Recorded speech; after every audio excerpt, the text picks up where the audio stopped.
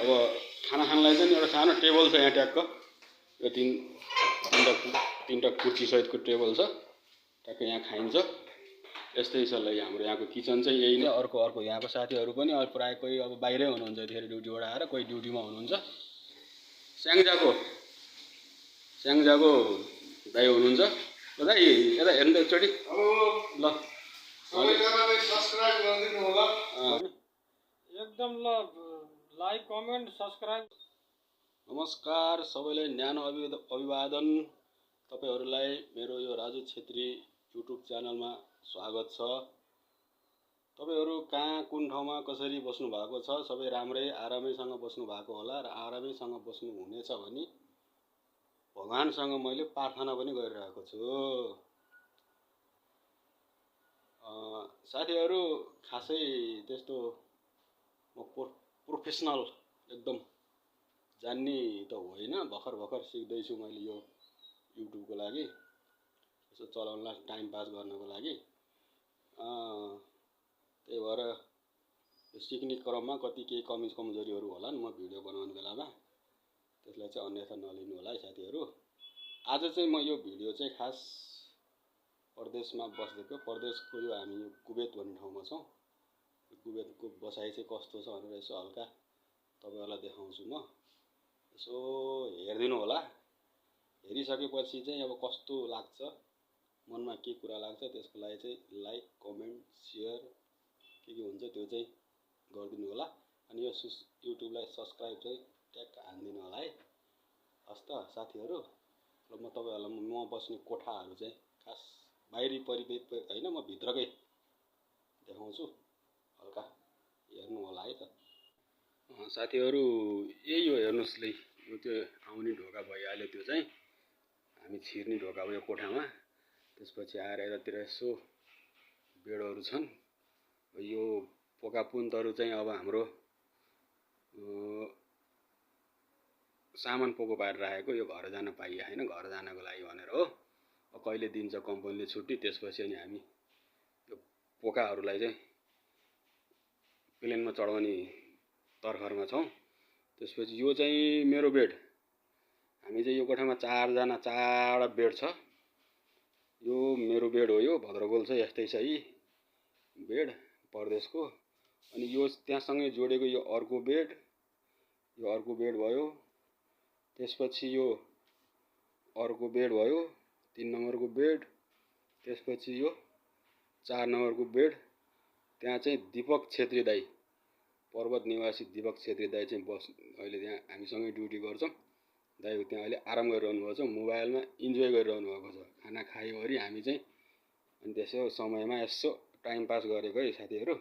यस्तै छ यहाँ हाम्रो कोठा चाहिँ यहाँ यसरी बसिएको छ मिलिजुली सबै साथीहरुसँग परदेशको बसाइ प्राय सबैको त यस्तो हुँदैन हाम्रो त यस्तो छ अब तपाई साथीहरुको चाहिँ अब कतातिर कस्तो कुन तरिकाले बस्नु भएको छ जहाँ बस्नु भएको छ राम्रैसँग बस्नु भएको होला।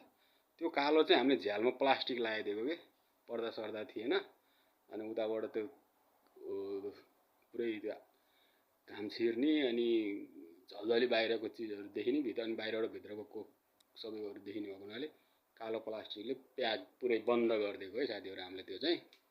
अरु यस्तै छ कोठा हाम्रो छोरा मान्छेहरु सुत्ने कोठा बाङडाङ र बङ्गु लखराङ र लुङरुङ ताङलारलाङ तुर्लुङ यस्तै छ है साथी हो कुवेतको बसाइ यस्तै छ ल साथी जस्तो जेसुकै भए पनि आफ्नै घर गाउँ जस्तै सम्झेर बस्नुपर्ने छ परदेश हो मान्छेको बाध्यता अनेक छ सबै कुराहरुलाई समेट्दाखेरि जे छ जस्तो छ चित्त बुझाएर चाहिँ बस्नुपर्ने आवश्यक चाहिँ रहेछ है परदेशमा ल है साथीहरु। अनि यो चाहिँ साथीहरु हाम्रो यो चाहिँ हाम्रो किचन हो नि त यहाँ हामीले खाना पकाएर खाने ठाउँ हो यो परदेशमा बाहिरपट्टि किचन छ भित्रपट्टि कोठा भइहाल्यो यो पकाउने चुला भयो यो ग्यासमा चल्छ यो चुला यसरी छ अनि यहाँ चाहिँ अब सामान राख्ने भाँडाकुँडा राख्ने र्याक पनि छ हैन ठिकै छ किचन एकदम यतिकोलाई अब मान्नै पर्छ परदेशको ठाउँमा यतिको किचन भेटेकै हो। अब यो फ्रिज भइहाल्यो अनि उहाँ चाहिँ हाम्रो स्याङजाको दाइ हुनुहुन्छ ल दाइ यता हेर्नु त एकचोटि ल सबैजनाले सब्स्क्राइब गरिदिनु होला एकदम सबै परदेशमा मिलिजुली राम्रोसँग बस्यो। उहाँ चाहिँ अब भर्खर ड्युटीबाट आएर अब खानासाना बनाउने यताउता आफ्नो तयारी गर्दै हुनुहुन्छ। खाना पकाउँदै हुनुहुन्छ, दाइ खाना पाक्दैछ। यस्तै गरी ग्यासमा हरार खाना पाक्दैछ। ल यो चाहिँ हाम्रो किचन भयो है। अनि यता खानासानालाई अब पाकिसकेपछि अब खाना खानलाई चाहिँ एउटा सानो टेबल छ यहाँ ट्याक्क। यो तीनवटा कुर्सीसहितको टेबल छ, ट्याक्क यहाँ खाइन्छ। यस्तै छ। ल हाम्रो यहाँको किचन चाहिँ यही नै हो है साथीहरू। ल अनि यता पछाडि गएर त्यो चाहिँ त्यो हाम्रो चाहिँ अब टोयलेट बाथरुम एउटा, यो चाहिँ एउटा टोयलेट बाथरुम भयो। हाम्रो कोठामा चाहिँ दुईवटा छ है, एउटा चाहिँ फेरि यतापट्टि पनि छ। यो दुईवटा छ। अनि यो हामी बस्ने यो फ्लाइट 8 नम्बर तला हो होइन। यो 8 नम्बर तलामा चाहिँ 4वटा फ्लाइट सिस्टमको छ। 4वटामा हाम्रो यो फ्लाइटमा चाहिँ 3टा चाहिँ बेडरुम छ। यो एउटा रुम हो। यो साथीहरू यहाँ बस्नुहुन्छ, अहिले कता बाहिर जानुभयो होला होइन। अनि त्यसपछि एउटा चाहिँ हामी बस्ने रुम भइहाल्यो, मै बस्ने रुम भइहाल्यो। अर्को एउटा यहाँ छ है, यो चाहिँ अर्को यहाँको साथीहरू पनि प्राय कोही अब बाहिरै हुनुहुन्छ यतिखेर ड्युटीबाट आएर, कोही ड्युटीमा हुनुहुन्छ। त्यसै गरी यो एउटा फ्लाइटमा 3टा रुम र 2टा टोयलेट रहेको छ। अनि एउटा किचन, बसेर खाने ठाउँ। ल है साथीहरू, यस्तै छ है हाम्रो परदेशको बसाइको चलन। यतिको एडजस्ट गरेर बस्नुपर्ने हुन्छ, यतिको मिलेकै यो ठाउँ भन्नु पर्यो अब होइन त साथीहरू। यो कुवेत भन्ने ठाउँमा अब यसरी नै बसिएको छ। अहिले यस्तो छ हाम्रो कोठाको हालत, हजुरले देखिहाल्नुभयो। खासमा साथीहरू म त्यस्तो जान्ने भ्लगर त्यो बनाउने त्यो होइन, भर्खर सिक्दैछु। मैले भर्खर सिकेको 1 हप्ता जति भयो। त्यो पहिला बनाएको एउटा अगाडि हालेको भिडियो चाहिँ त्यो पहिला यही मोबाइलले यसो टाइम पासको लागि खिचेको भिडियो थियो। त्यसैलाई यसो जोडजाड गर्न सिकेर अनि मैले अपलोड गर्न सिकेको हो। त्यो चाहिँ खासै राम्रो छैन, त्यसलाई अन्यथा नलिदिनु होला। अनि यो पनि मैले अब भर्खर सिक्दैछु अनि सिक्नको लागि बनाएको। अब यो सिक्दा अब तपाईँहरूले यसो भिडियो हेर्दाखेरि कहाँ कता कमी कमजोरी छ त्यो कुराहरू चाहिँ औँलाइदिएर यसो कमेन्ट गरिदिनु होला। मैले चाहिँ फेरि त्यसलाई सुधार्न मौका मिल्छ मलाई चाहिँ। अनि मलाई सिकाइदिनु होला जानेको मान्छेले, यस्तो गर्नुहोस्, यस्तो हो, यस्तो भनेर। मलाई केही पनि थाहा छैन, यसो टाइम पासको लागि र पछिको लागि सम्झना हुन्छ भनेर के यसो बनाएको साना यसो क्लिपहरू बनाएको हो। त्यसलाई अन्यथा नलिनु होला, सबैले माया गरिदिनु होला। त्यही नै भन्न चाहन्छु साथीहरू। अब बसाइ चाहिँ हाम्रो कुवेतको यही नै हो। अब हाम्रो उहाँ दाइ र म चाहिँ एउटै फ्लाइटमा एकैचोटि सँगै आएको। उहाँ चाहिँ दिपक छेत्री अनि म चाहिँ राजु छेत्री, दाजुभाइ हो हामी।